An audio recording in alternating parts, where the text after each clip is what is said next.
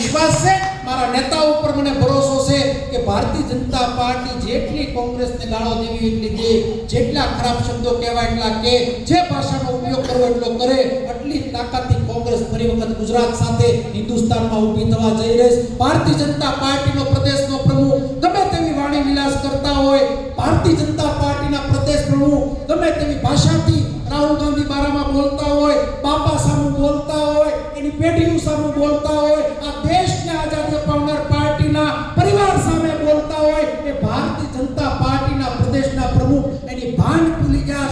ગેસના બાટલા નથી મળતા તો એના મગજનો બાટલો ફાટી ગયો. પરેશભાઈ, મજા આવે એમ બોલતા હોય, પણ હું તમારા મારફત કહેવા માંગુ છું કે ગેસના બાટલા તમારા જન્મ નહોતા થયા, તમારી માં બળતણ વીણવા જે દિવસે જાતી હતી ત્યારે તમારી માને ગેસ પૂરો પાડવાનું કોંગ્રેસ પાર્ટીએ કામ કર્યું હતું. તે દિવસે તમારી બેન સ્મૃતિબેન ઈરાની છે ને, એ ગેસના બાટલા લઈ અને દિલ્હીની બજારમાં આટા મારતા તો હું યાદ અપાવવા માંગુ છું. આ સંગઠનની વાતમાં એટલા માટે હું વાત કરું કે અહીંયા કનુભાઈ ભાઈને યાદ કરાવ્યા, એને વાણી ઉપર કાબુ નથી, એની ભાષા ઉપર કાબુ નથી, એટલે એ ભૂતકાળનો ઇતિહાસી બની ગયો, અને એટલે જે ભૂતકાળમાં કાંડ બની ગયો, ભવિષ્યનો કાંડ ન બને એની તકેદારી ભારતીય જનતા પાર્ટીના નેતાઓને રાખવી પડશે.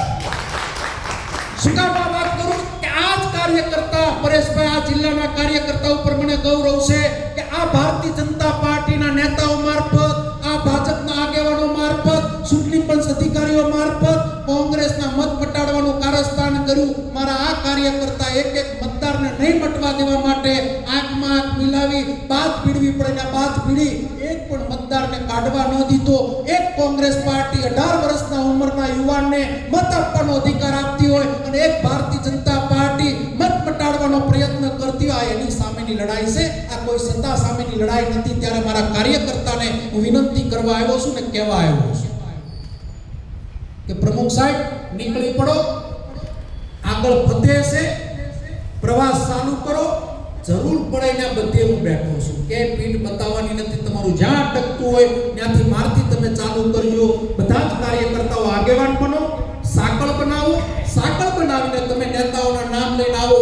મેન્ડેટ તમને જે પ્રમાણના નામો લઈને આવશો એ પ્રમાણના આપવાના છે. અને મને વિશ્વાસ છે કે તાલુકા પંચાયત ગઈ વખતે પરેશભાઈ અહીંયા 25 મત અને 5-10 મત માટે અમારી તાલુકા પંચાયત કટોકટીમાં ગઈ હતી. અમે તાલુકા પંચાયત પણ જિલ્લા કોંગ્રેસને અને પ્રદેશને આપવાના છે. નગરપાલિકા પણ અમે કોંગ્રેસની અહીંયા બનાવવાના છે.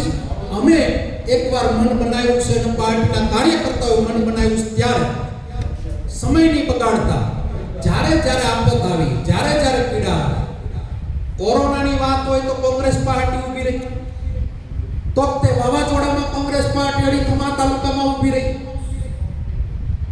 ત્યારબાદ જે વાવાઝોડા આવ્યા હોય તો એમાં પેકેજની માટે કોંગ્રેસ પાર્ટી ઊભી રહી. જ્યાં જ્યાં સમસ્યા આવી ત્યાં વાતને કામથી કોંગ્રેસ પાર્ટી ઊભી રહી. એટલા માટે અમને ગૌરવ છે, આ તાલુકાના કાર્યકર્તાઓ ઉપર ગૌરવ છે, આ તાલુકાના નેતાઓ ઉપર અમને ગૌરવ છે કે આપણે લડ્યા છીએ લોકો માટે. આપણે ક્યારેય કરપ્શન નથી કર્યું. આપણે આગળ પુલ બનતો જાય, વાહન તૂટતો જાય, આપણે કોઈ કામ કર્યું છે ખરું?